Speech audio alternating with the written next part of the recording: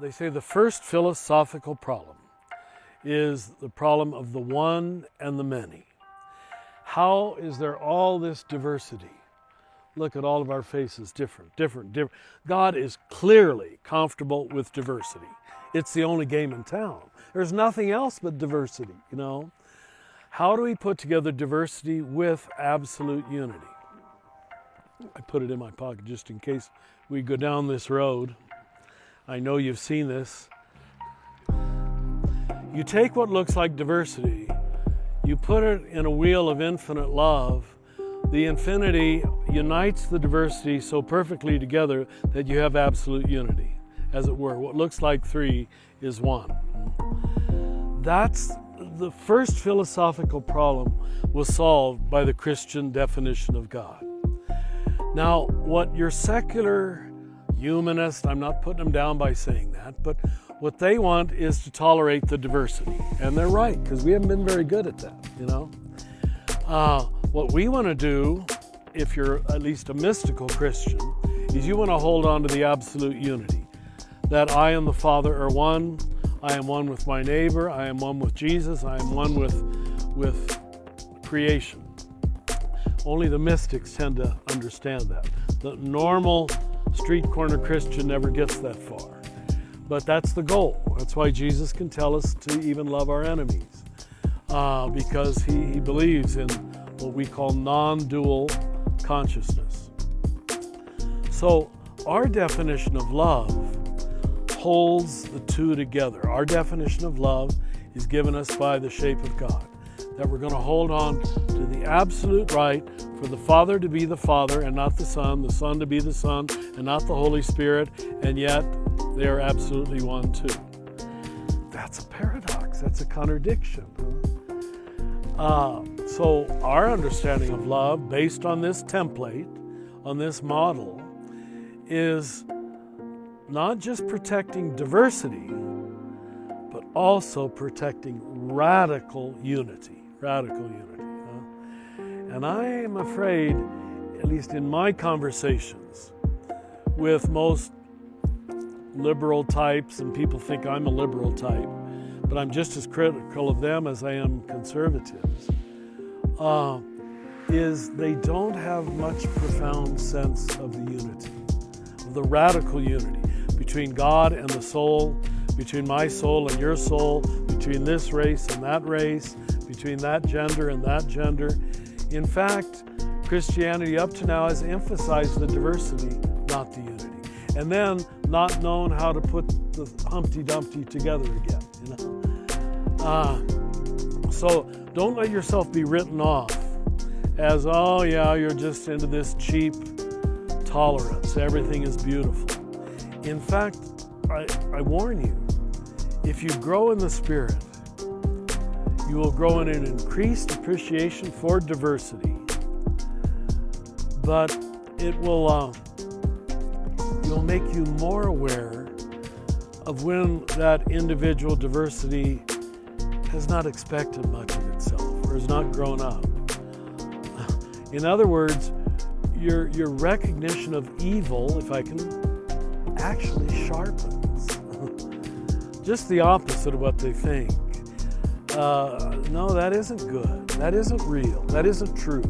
That doesn't mean I have to reject such a person or I have to exclude such a person, but I can't go back to that either, you see. So again, you know, the true spiritual life is always paradoxical. You're holding two seeming contraries together. And so this is another one of them. Your height, your recognition is heightened of the nature of evil, but your capacity for loving the person trapped in evil is actually increased. You don't pity them, you don't look down on them, you don't dismiss them. Because usually, you know, I was there once myself, usually. So it's taken me all my life to try to say that with some kind of coherence, because I know it usually doesn't make sense. People want to position you as either liberal or conservative in our culture. Well, I'm radically conservative first. And because of that, I end up looking radically liberal. Isn't that a paradox? Yeah, it still is a surprise to me how both are true. But be prepared to see that in yourself. And when Jesus says the human one has no place to lay his head, I think that's what he's talking about. You can't lay your head in the liberal camp, and you can't lay your head in the conservative camp. Both of them aren't your spacious place where grace has led you. So it's always the dance with otherness. Again, diversity, that by the infinity of the love becomes unity. You're going to see the pattern everywhere. Can we protect diversity and unity at the same time? That's the art form. That's the ultimate art form. You can't get any better than that. Probably the biggest single heresy of fundamentalism is that it turned around the biblical notion of faith 180 degrees. Faith clearly means, the very word means, walking in darkness, not certitude, not light, right? Darkness. And the fundamentalists found the most clever way to look like they were walking in darkness, and they don't take a single step unless they've got a scripture to back them up. You understand? That's not faith anymore. The opposite of faith is not doubt. The opposite of faith is certitude.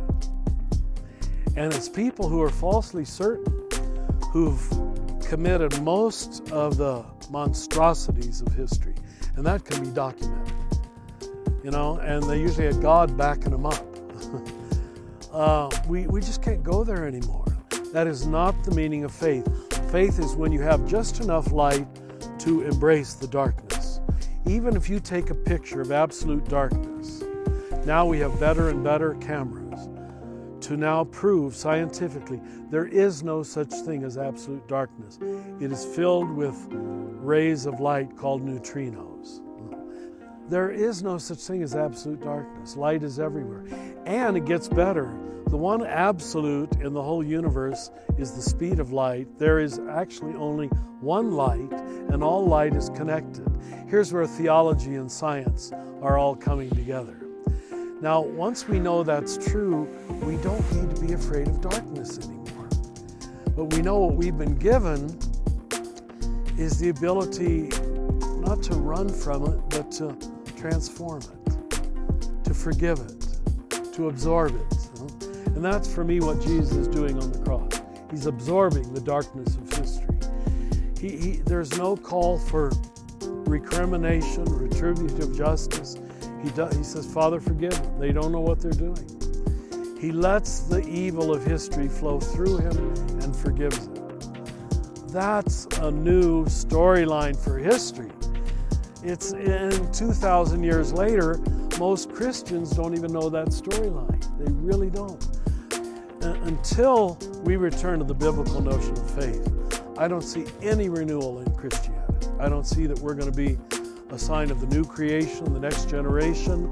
How could that kind of thinking ever make Jesus the Savior of the world when all it's expert at is excluding? You know, all it tells us who doesn't belong, who doesn't belong, who doesn't belong, you know. If Jesus is to be, as John 4 says, the Savior of the world, then we got a very different mind to access that knows how to love the not me, the other,